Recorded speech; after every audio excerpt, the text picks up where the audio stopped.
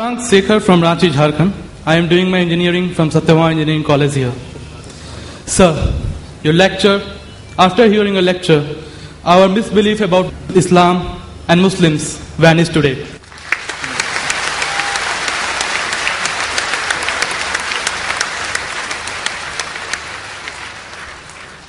Sir, I have been to Jammu and Kashmir and have seen the trauma and pain that the people are suffering there because of the so-called jihad of some Muslims. Sir, my question is that does Islam support such activities? If no, then what actually the word jihad means? Is it in accordance with the 56th verse of the 7th chapter of Quran which says, do not mischief? Or the 40th verse of 42nd chapter which says, forgiveness is better than retaliation?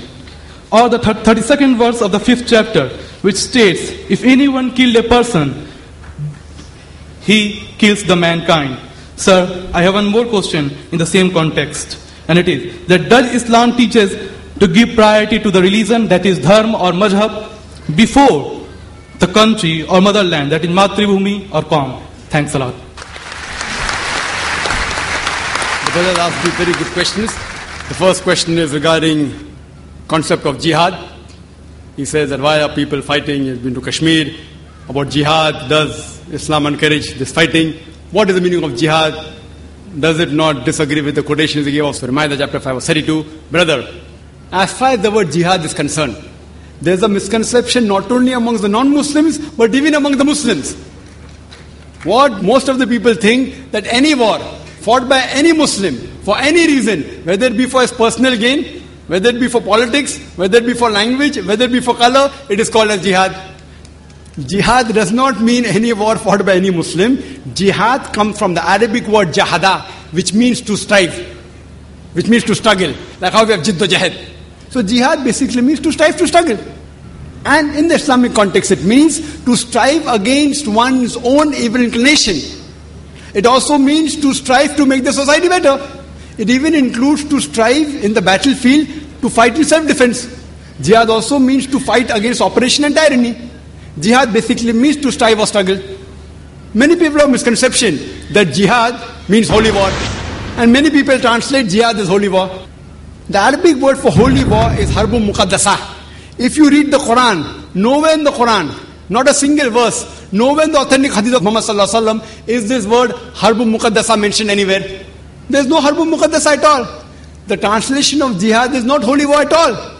This word holy war was first used by the historians to describe the crusades of the Christian, who spread Christianity and who killed thousands of people in the name of Christianity. Unfortunately today, many people, including so-called Muslim scholars, inverted commas, they translate jihad as holy war. It's a mistranslation. Yes, jihad means to strive, to struggle. One of the striving can include fighting. Fighting also should be in the way of Allah subhanahu wa ta'ala, that is qital fi sabilillah. Now regarding a question, that why does Islam encourage fighting and killing? And there are many critics of Islam who normally say, Islam is a ruthless religion. It always says that we should kill the non-Muslim wherever we find them. Many critics, including the critic of India, Arun Shuri, and he writes in his book, The World of Fatwa, he quotes Surah Tawbah, chapter number 9, verse number 5, and says that the Quran says, wherever you find a kafir, into bracket Hindu, that you kill them. And if you open the Quran, Surah Tawbah, chapter 9, verse number 5, and if you read, it does say, wherever you find a kafir, you kill. But this is a quotation out of context. For the context, if you read the first few verses, it speaks about a peace treaty between the mushriks of Makkah and the Muslims. If you read Surah Tawbah, chapter 9, first few verses, it speaks about a peace treaty between the Muslims and the mushriks of Makkah. Now this peace treaty was unilaterally broken by the mushriks of Makkah. By the time Allah subhanahu wa ta'ala reaches verse number 5, He gives them an ultimatum to the mushriks and He tells them, put things straight in 4 months' time, otherwise a declaration of war. And in the battlefield, Allah says that when the enemies come to attack you, you kill the enemies. So this verse is revealed in the battlefield, that when the enemies come to kill you, don't get scared, fight them. But naturally, any army general today, to boost up the morale of his soldiers, he will say that when the enemies come, kill them. He will not say that just be quiet. And Arun Shuri, after quoting verse number 5, he jumps to verse number 7. Because verse number 6 has the reply. Surah Tawbah chapter 9 verse number 6 says that if the kafir, if the enemy seek asylum, if they want peace, don't just give it to them. Escort them to a place of security. If the enemy wants peace or asylum, escort them to a place of security. Today, the most merciful army general, maximum will tell his soldiers that let the enemy go. Here Allah says, don't just let them go, escort them to a place of security. So whenever these verses are there of killing, including the verse of Surah Anfal, chapter 8, verse number 60, when they say that, prepare your steed and be prepared, attack the enemy. The next verse says, but if the enemy is inclined towards peace, you give it to them. So almost all the verses we talk about fighting. After that it says that if they want peace, peace is better. Now regarding your question, what about the verses of Surah Ma'idah chapter 5 verse 32, Surah Nisa chapter 4 verse 40, that if anyone kills any human being, it's as though he has killed the whole of humanity. This is the basic rule of Islam, that if anyone kills any human being, whether it be a Muslim or non-Muslim, unless it be for murder or for creating mischief in the land, spreading corruption in the land, it is as though he has killed the whole of humanity. And if anyone saves any human being, it is as though he has saved the whole of humanity. Now if you read Bhagavad Gita chapter number 2 verse number 50, it says, Shri Krishna tells Arjun to do jihad, strive. If you read Mahabharata talks about thousands of verses of fighting, thousands of verses, many number of times more than what the Quran speaks. Mahabharata is a scripture, as you may be aware. It talks about a feud, a fight between the Pandavas and the Kauravas. The 5 brothers Pandavas and 100 brothers Kauravas fight.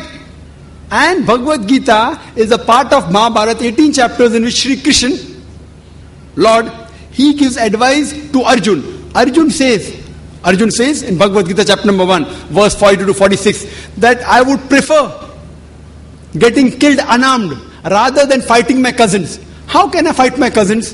The Kauravas, my cousins. I would prefer getting killed unarmed rather than fight. Immediately Lord Krishna, you know what does he say? In chapter number 2, verse number 2 and 3 says that how could such impure thought come in your mind? It is sinful. How could you become so impotent?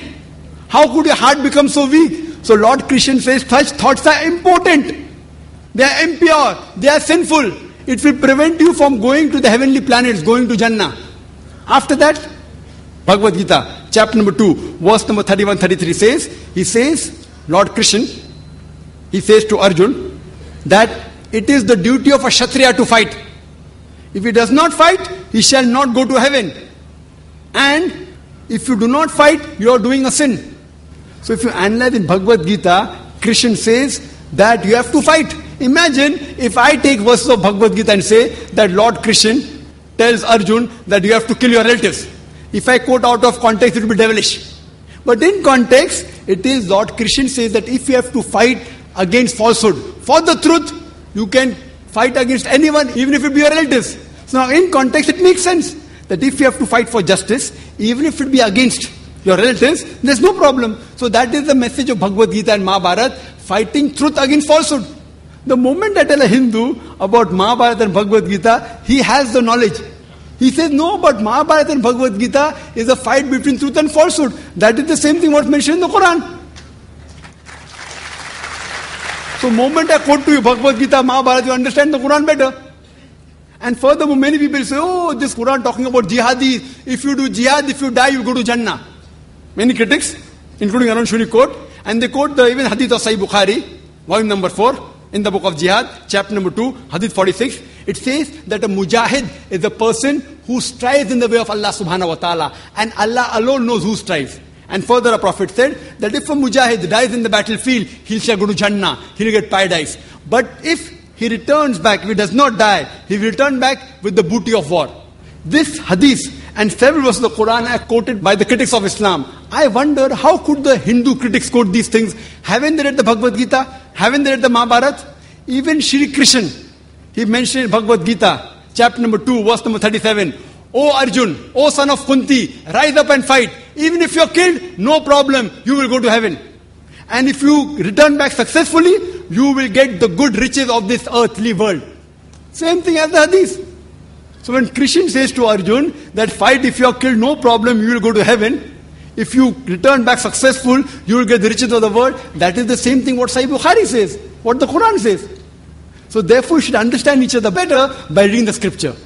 So Islam allows fighting as a last resort, in self-defense or to fight against oppression, otherwise no. And jihad means to strive, to struggle. Now coming to your second question. Which is more important? Which is more important, following the rules of the country or following the mazhab, the deen? It is like you asking me, who do I belong to first? Do I belong to my father or my mother first? Brother, as far as following the rules of the country and following the rules of deen, Almighty God is concerned, Almighty God is our creator. He is more superior to us. Following the rules of deen is more important for us than any other rule laid down by father, mother,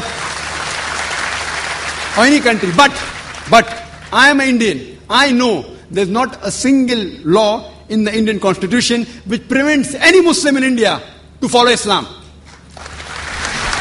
In fact, India is one of the few countries which is mentioned in the constitution that it is the right, it's the birthright of every citizen of India to preach, practice his religion. That's what I'm doing. There is not a single law in India which prevents me from doing something which is farz or compels me for doing something which is haram.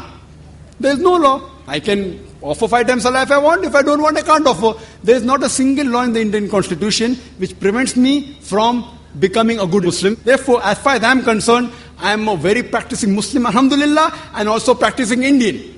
And if by definition, by geographical definition, an Indian geographically is called Hindu. So if Hindu means a geographical definition, I am a Hindu living in India and I am a practicing Muslim.